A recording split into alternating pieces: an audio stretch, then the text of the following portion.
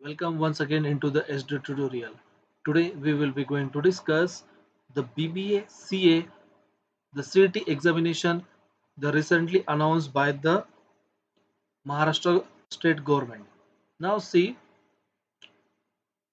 तर विद्यार्थी मित्रांनो सगळ्यांना माहिती आहे का तुम्ही सगळे लोक जे आय टी फील्डमध्ये जाण्यासाठी इच्छुक आहात आणि बीबीए ह्या फील्डमध्ये सुद्धा जाण्यासाठी इच्छुक आहात आणि ज्या विद्यार्थ्यांची सीईटी फॉर बीबीए आणि बीसीए याची एक्झाम हुकलेली आहे त्या विद्यार्थ्यांसाठी ही सगळ्यात महत्त्वाची नोटीस आहे.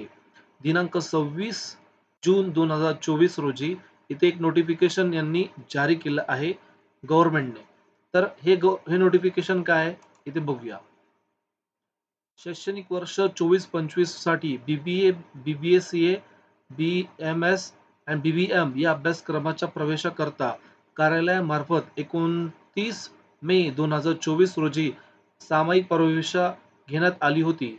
सदर परीक्षामध्ये असंख्य विद्यार्थी देऊ शकले नाही. यामुळे उमेदवार आणि पालक आणि संस्था यांनी कार्यालयास वैयक्तिक तसेच भेट देऊन विनंती अर्ज केलेले आहे. त्याचा विचार करता उमेदवारांच्या शैक्षणिक हिताचा विचार करून शासनाने या कार्यालयास बीबीए, बीसीए, बीबीएम आणि बीसीएस, बीएमएस या अभ्यासक्रमाकरता अतिरिक्त सामायिक प्रवेश परीक्षा घेण्यास मान्यता दिलेली आहे. संबंधित परीक्षेबाबत या कार्यालयामार्फत प्रसिद्ध करण्यात येणाऱ्या सूचना पाहण्यासाठी या कार्यालयाच्या संकेतस्थळावर नियमित भेट द्यावी व संबंधित पालक व संस्था यांनी कृपया ही नोंद घ्यावी. ही ऑफिशियल नोटिफिकेशन ही आलेली आहे. 21 तारखेला त्यांनी ही नोटीस तुम्हाला सगळ्यांना त्यांच्या साईटवरती टाकलेली आहे. तर विद्यार्थी मित्रांनो, सगळ्यांसाठी तुम्हाला एक चांगली न्यूज आहे, कारण की बरेचसे विद्यार्थी ज्यांना आय टी फील्डमध्ये जायचं आहे आणि ज्यांना BCA हा कोर्समध्ये जायचं आहे, तर त्या विद्यार्थ्यांना ही CET महत्त्वाची असणार आहे. एकूण टोटल जे महाराष्ट्रामध्ये जेवढ्या जागा आहे BCAच्या, तर ह्या जवळजवळ 14 लाख जागा आहे टोटल. त्या टोटल जागेमध्ये फक्त 30,000 विद्यार्थ्यांनीच ॲप्लिकेशन भरलेले होते. त्यामुळे गव्हर्नमेंटनी ही तुमच्यासाठी एक सुवर्ण संधी तिथे दिलेली आहे. तर विद्यार्थी मित्रांनो, जोपर्यंत या CETसाठी तुम्हाला ॲप्लिकेशन ऑनलाईन भरायचे आहेत, तर ते येत नाही तोपर्यंत तुम्ही काय करायचं आहे, स्टडी करायचा आहे. याच्यासाठी बघा ही वेबसाईट दिलेली आहे cetcel.mahacet.org. ही प्रॉपर ऑफिशियल साईट आहे. यामध्ये तुम्हाला कॅन्डिडेट रजिस्ट्रेशन करायचंय. कधी ज्यावेळेस याचं नोटिफिकेशन दिली तर अनाउन्समेंटमध्ये ते तुम्हाला ते देणार. ठीक आहे. त्यामध्ये तुम्ही गेल्यानंतरून तुम्हाला काय करायचं आहे, या ठिकाणी जाऊन रजिस्ट्रेशन करायचं. रजिस्ट्रेशन केल्यानंतरून तुम्हाला फॉर्म भरायचा आहे. फॉर्म भरल्यानंतरून तुम्ही ती एक्झाम देऊ शकत आहात. मग यामध्ये बघा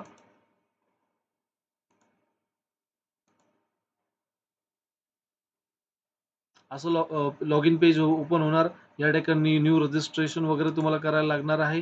तर विद्यार्थी मित्रांनो बघा, ही जी एक्झाम होणार आहे, यामध्ये जो पेपर पॅटर्न आहे तो अत्यंत महत्त्वाचा आहे. तुम्ही हे पेपर देत असताना या ठिकाणी तुम्हाला एकूण 100 मार्कासाठी तुमची एक्झाम होणार आहे. यामध्ये 4 हे महत्त्वाचे टॉपिक आहे. सगळ्यात पहिले तुमचं इंग्लिश लँग्वेज आहे. हे तुम्हाला 40 मार्काला विचारलं. ओके. हे 40 क्वेश्चन असणार आहे 1-1 मार्काला. नंतर रिझनिंग, व्हर्बल आणि अर्थमॅटिक याच्यावरती 30 प्रश्न असणार आहे. हे असणार आहे 30 मार्काला. जनरल नॉलेज अँड अवेअरनेस हे 15 मार्काला असेल आणि कॉम्प्युटर बेसिक हे 15 मार्काला असणार आहे. तर एक्झॅक्टली ही 90 मिनिटाची टेस्ट होणार आहे. यामध्ये कुठल्या प्रकारचे निगेटिव्ह मार्किंग नाही आहे. ही ऑनलाईन टेस्टच तुमची होणार आहे. ठीक आहे, 90 मार्कासाठी. तर याचा सिलेबस आपण आता बघूया. बघा, इंग्लिश लँग्वेजमध्ये तुम्ही बघायला गेलात तर हे सगळ्यात जास्त मार्क तुम्हाला देऊन जाणार आहे. यामध्ये reading comprehension including the passage with the question based on their content. Passage दिला जाईल त्यावरती तुम्हाला प्रश्न विचारले जातील. ग्रामरवरती प्रश्न आहे, व्होकॅब्युलरीवरती प्रश्न आहे, सेंटेन्स कंप्लीशनवरती प्रश्न आहे, synonym, antonym, comprehension with the passage, choice with the appropriate word, phrases, expression and similar language skill यावरती तुम्हाला प्रश्न विचारले जातात. हे तुम्हाला 40 प्रश्न तुम्हाला बघायला मिळतील. नंतर रिझनिंग अँड व्हर्बल, रिझनिंगमध्ये व्हर्बल आणि अर्थमॅटिक याच्यावरती तुम्हाला प्रश्न विचारले जातील. यामध्ये काय केलं आहे फोकस त्यांनी, this shall include the question to measure the how quickly and logically you can think. This section is cover the logical situation and the question based on the fact given in the passage, and this test shall be check the problem solving ability of that candidate. विद्यार्थी मित्रांनो, हे तुम्हाला या ठिकाणी विचार करायला लावणारे सगळे प्रश्न आहेत. सरळ सरळ तुम्हाला प्रश्न दिलेले जाणार नाही. तर या ठिकाणी मॅथेमॅटिक्समध्ये, अर्थमॅटिकमध्ये, व्हर्बल रिझनिंगमध्ये यामध्ये तुम्हाला वेगवेगळे ट्विस्टेड प्रश्न बघायला मिळतील. त्यामध्ये जर तुम्हाला ही एक्झाम चांगल्या मार्कांनी पास व्हायची असेल, तर तुम्हाला आत्तापासून स्टडी करणं गरजेचं आहे. उद्या पेपर जेव्हा मी फॉर्म भरेल आणि मी तेव्हा देईल असं करू नका. कारण की ऑलरेडी ही एक्झाम 29 मेला ही झाली आहे. मे, जून, जुलै हां, आता तुमचा जून संपला जून तर संपतच आलाय. शक्यतो एक्झाम ही जुलैमध्ये होईल आणि जुलैमध्ये झाल्यानंतर इमिडिएटली ते 1 वीकमध्ये तुमचा ऑप्शन्स फॉर्म भरायला तुम्हाला ते देतील. तर पुढचा जो टॉपिक आहे तो जनरल नॉलेज आणि अवेअरनेसचा आहे. यामध्ये including the question of the current, national, international affairs, culture, trade, commerce, sport, scientific involvement and discovery यावरती तुम्हाला प्रश्न बघायला मिळतील. विद्यार्थी मित्रांनो, यामध्ये नॅशनल, इंटरनॅशनल न्यूज असतील, कुठल्या-कुठल्या देशामध्ये आता सध्या युक्रेन आणि रशियाचं युद्ध चालू आहे. मग त्याच्या आजूबाजूचे देश कुठले, खाडी कुठली, त्याच्यावरती तुम्हाला प्रश्न बघायला मिळतील. करंट अफेअर्समध्ये T20 आता चालू आहे. तो कुठल्या देशात चालू आहे, किती आहे ते त्यावरती तुम्हाला बघायला मिळेल. कल्चर्समध्ये इंडियन कल्चर असेल, सध्या आपल्या भारताच्या जवळचे जे पण काही देश असतील आणि आपल्या देशातले जे राज्य आहे त्यांचं कल्चरवरती तुम्हाला प्रश्न बघायला मिळते. नंतर ट्रेड अँड कॉमर्स यावरतीही तुम्हाला प्रश्न बघायला मिळेल. यावरती RBIवरती प्रश्न असेल. नंतर आपल्याकडे आता इलेक्शन झालं, त्यावेळी इलेक्शनमध्ये सुद्धा आपलं शेअर मार्केट खाली-वरती झालं, त्यामध्ये सुद्धा तुम्हाला त्या रिलेटेड प्रश्न बघायला मिळतील. स्पोर्ट्समध्ये क्रिकेटचं आहेच, बॅडमिंटन आहे, विम्बल्डन आहे, यावरतीही तुम्हाला प्रश्न बघायला मिळतील. नंतर ऑलिम्पिक गेमवरती प्रश्न असू शकतात. नंतरून तुम्हाला फुटबॉल म्हणजे फिफा वर्ल्ड कपवरती प्रश्न विचारलेला बघायला मिळतील. सायंटिफिक इनोव्हेशन अँड डिस्कव्हरीमध्ये आपल्याकडे आता सगळ्यांना माहिती आहे नोबेल प्राईजवरती प्रश्न बघितलेले बऱ्याच वेळेस आपण बघितलं आहे. यावेळेचं नोबेल जे प्राईज असतील ते बघून ठेवा. ओके.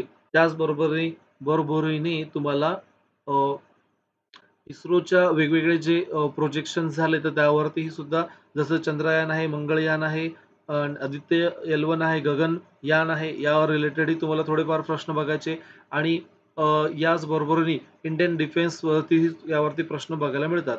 नंतर कॉम्प्युटर बेसिक्समध्ये organisation of computer, central processing unit काय असतं, structure of a CPU, input output devices कुठले-कुठले आहे, मेमरी स्ट्रक्चर काय आहे, मेमरी ऑर्गनायझेशन काय असतं, system software and application software and basics of the internet. विद्यार्थी मित्रांनो, यामध्ये मागच्या एक्झाममध्ये मुलांना HTML वरती पण प्रश्न विचारले आहे.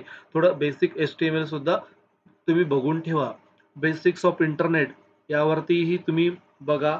नंतर ॲप्लिकेशन सॉफ्टवेअर काय असतं, सिस्टम सॉफ्टवेअर काय असतं, यावरतीही फरक काय तो तुम्हाला बघायचा आहे. मेमरीचे टाइप, रॅम, रॉम, EPROM, नंतर electrical erasable programmable read only memory यामध्येही तुम्हाला 15 मार्कावरती तुम्हाला मिळेल. विद्यार्थी मित्रांनो, शक्यतो आपल्याला 40 मार्काला इंग्लिश आहे. इंग्लिशची तुम्ही चांगली प्रॅक्टिस करा. Synonym, antonyms, grammatical corrections, passage solving हे तुम्ही करा. त्यामध्ये जर तुम्हाला जास्त मार्क मिळवायचे असतील तर रिझनिंग हा एक ऑप्शन तुम्हाला मिळेल. बेसिक्स ऑफ कॉम्प्युटर हे सुद्धा मिळेल तुम्हाला आणि यावरती तुम्हाला प्रश्न बघायला मिळतील. यामध्ये आपण जसं बघितलं मल्टिपल चॉईस क्वेश्चन असणारे 4 प्रश्न, 4 तुम्हाला ऑप्शन दिले जातील. त्याच्यातलं एक ऑप्शन बरोबर असेल, निगेटिव्ह मार्किंग नाही आहे.